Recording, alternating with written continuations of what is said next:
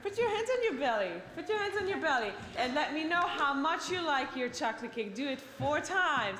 Mm-hmm. Mm-hmm. Mm-hmm. Good. Let's make it shorter. Let's make it shorter. Mm-hmm. Mm-hmm. Very good. Keep that belly working for you. Keep that belly.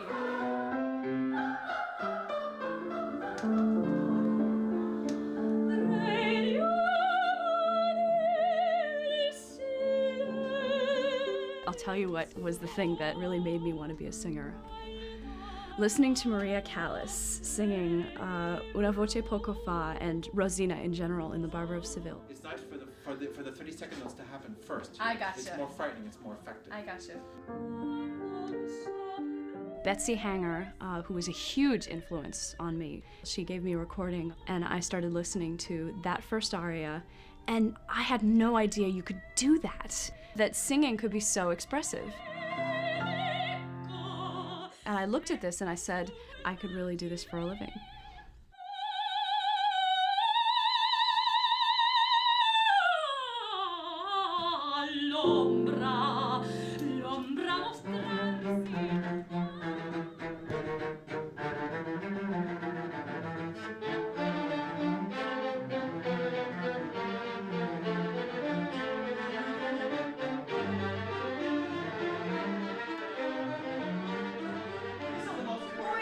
And you're just gonna throw it out the window. He ruined your life, all right? All you have to do is go up to him. You have to say no. I don't want to hear it anymore. Come on, this is not that hard. You're being stupid.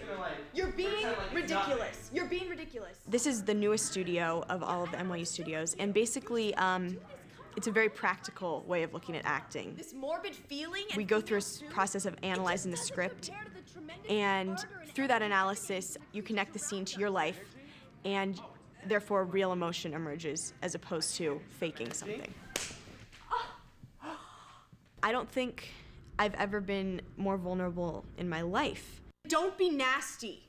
Then don't you be stupid. I can't live with you anymore. I find myself saying things I never would have said a year ago. And you're like lecturing her, and it's like, this was your last chance, and I tried to give it to you, and you didn't take it. This was the threat, and then there was the payoff later in the play. So just let that come through. Okay? So let's try it again, girls. And this time let's try it with music. Okay, lights up. I'm a playwright. I'm a published playwright and a screenwriter. I've worked in television. If I hadn't had a certain drama teacher when I was in high school, I don't know what I'd be doing. Maybe a TV repairman or, yeah. But because of that one person in my life who changed my life, I think that regardless of where I am in the world, in my own career, I'll always be teaching. Somebody's having a great time, and then it's like, huh? And you know what I mean?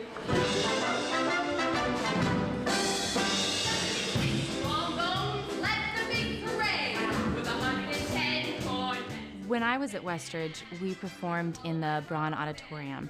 I used to think as a child that it was such a big auditorium, but looking back, it's actually a very, very small space. One year, I do remember, we did get to move our musical into the gym. I played Marion the Librarian, and one of my best friends played Harold Hill, and yes, she was a girl, Harold Hill was a woman. Together as a couple. I think that when you're walking to your fellow, when you're walking to your guys, girls, when you first come together, I think it needs to be like talking, like party time. Like dee-da-da, woo! That kind of thing.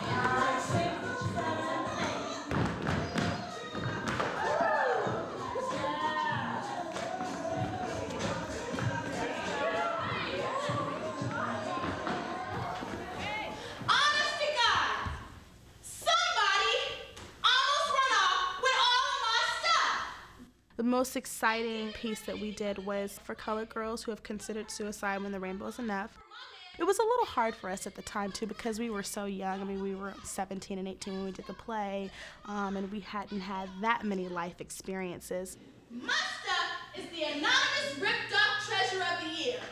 I think at Westridge, the women there learn to sort of have a can-do attitude from the fact that, you know, you have to persevere through all of the hard work. It's empowering. On a string of personal carelessness. Do you want to do a warm-up? to your sad song and your happy song? I have What? Jessica, Wow. They have so much energy. I'm like, this must have been me in 4th grade. Like bouncing off the walls. Now that I'm like in charge of it, I'm like, oh my God.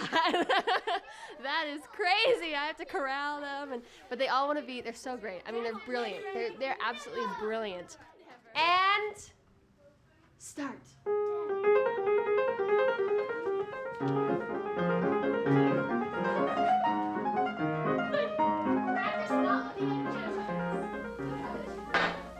You'll have to tell the police that you hired Swan to murder her. What are you talking about? It's all right, Tony. I've been writing this stuff for years. I know what I'm doing. The last play I was in was Dial M for Murder, which was so much fun. I was the American, the boyfriend, the guy that Margot was having an affair with. What was my name? Max. My name was Max. Here at the University of Chicago, I'm definitely not a theater person. I've started becoming involved in the student filmmaking organization called Fire Escape. And so I'm exploring that and just like being really excited about doing funny things like scratching out the emulsion so it becomes really bright and you can freak people out or something. So far, the only thing that we shot on 16 millimeter is this friend who lives upstairs dancing in his long johns to Bach. Good job. And then for the orchestra, I'm playing a totally opera. Just like this one's slow. I'm going.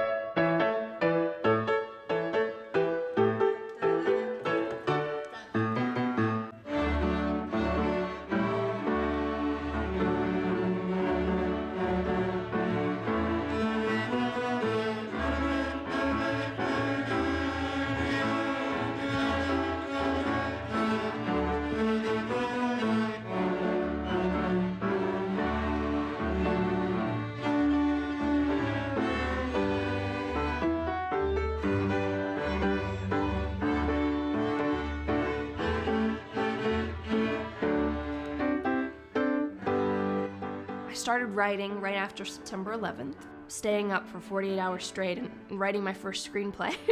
And when I turned it in, my teacher was like, "You've got to be kidding me. How long did it take you to write this?" And I was like, 48 hours.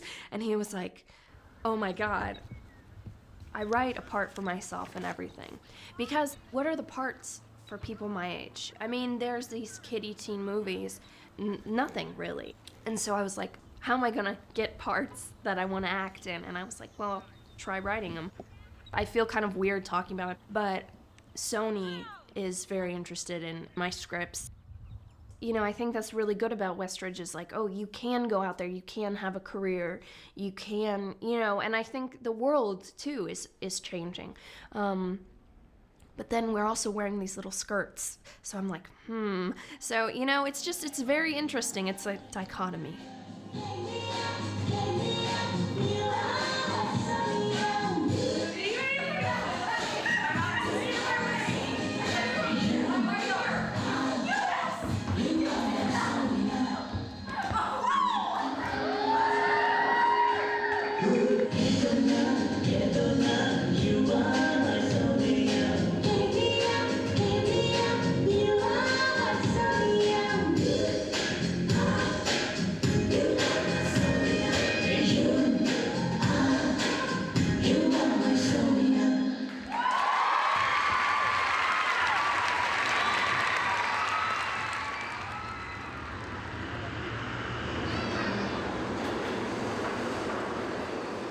I've been really lucky in New York so far. I mean, sophomore year, I did my first Broadway play, which was The Diary of Anne Frank, which I did during finals sophomore year, which was difficult, and I wouldn't suggest anyone ever do that, and I would never do it again either. And then I got my first musical, which was Parade at Lincoln Center, the beginning of junior year. Right now I'm in Thoroughly Modern Millie, but actually I gave my 4-week notice last week, so I have 3 more weeks at Millie, which is sad because I don't want to leave, but I just got my first lead role. I'm playing Belle in Beauty and the Beast. And I just found that out last week, so it hasn't really hit me or anything, and I'm very nervous.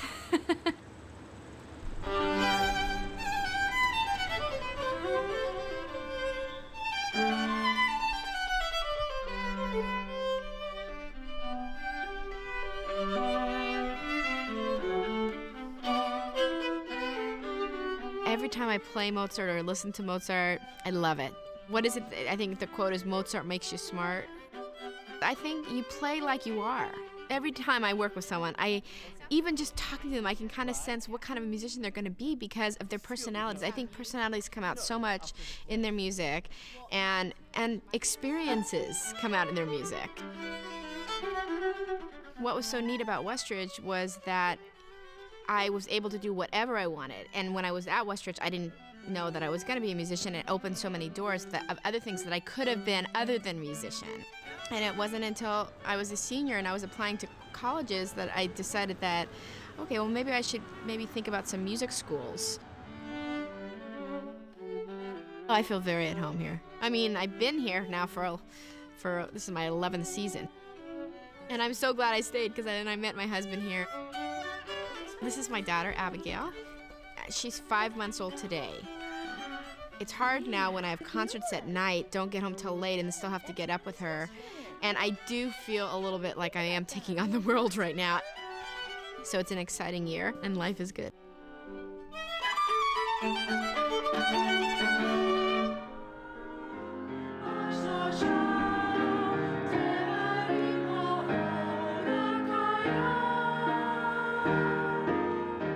Westridge overall is very much looking for you to be a self-starter and very much has opportunities for you to say, I want to have my voice heard here, and I want to have my voice heard there, and I want to excel here, and I want to excel there. You know, it's like nothing is really closed here. And so if you really want to try something, there's always an opportunity for that sort of success that gives you confidence like nothing else can. I did most of my directing in New York, and I was able to direct a Shakespeare show off Broadway. I went on to do playwriting. Now I'm also screenwriting. So I don't think I ever would have thought I could, you know, if I hadn't done it then. Dance, theater has always been a part of my life. And to tell you the truth, I plan on continuing, even well into law school and hopefully after that. I want to do a lot of things, and I think I can do a lot of things. I can incorporate all of those things into my life. I got my English degree from Harvard, and I came right back to Los Angeles. And I'm continuing my life with theater and acting.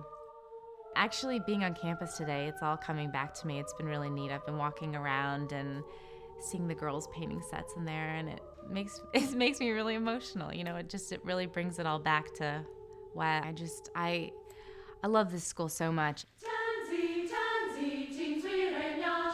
It is hard to follow your dream, no matter what you're doing, no matter what your dream is, and I blame Westridge for making that dream happen, because this is where, really, as an 8-year-old, I wanted to become an actress. I mean, the experiences I had here, the instructors, the plays that we did, this is where it all began for me, and it just got better and better every year.